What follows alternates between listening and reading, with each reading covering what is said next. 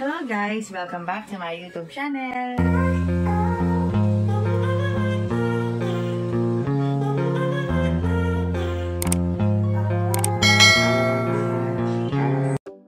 Farm Fresh Foxes vs Creamline.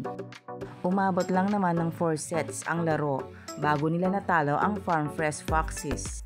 Creamline medyo nahirapan sa set 1 dahil nagkaroon sila ng long rally.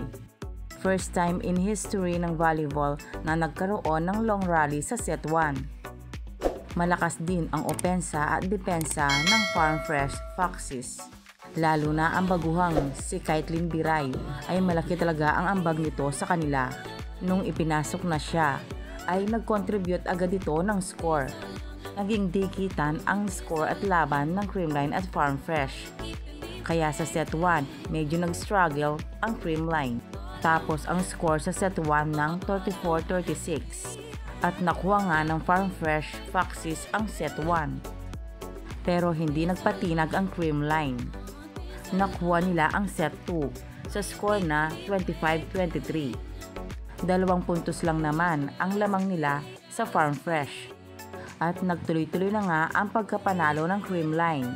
Set 3 at set 4 ay nakuha nila.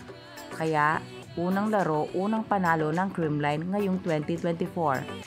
Sabi nga ng Creamline, goal nila ang makarating sa championship.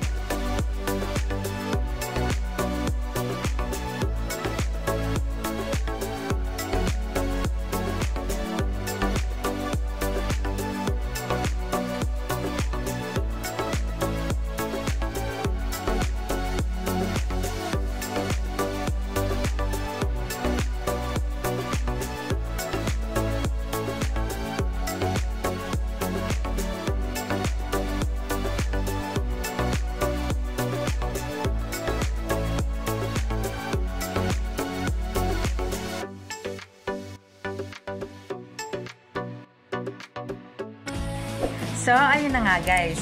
Kung nagustuhan mo ang video nito, huwag mo naman sanang kalimutang mag-like at mag-subscribe. At pakipindutin mo na din ang notification bell para lagi kang updated sa aking mga videos. Thank you! Bye!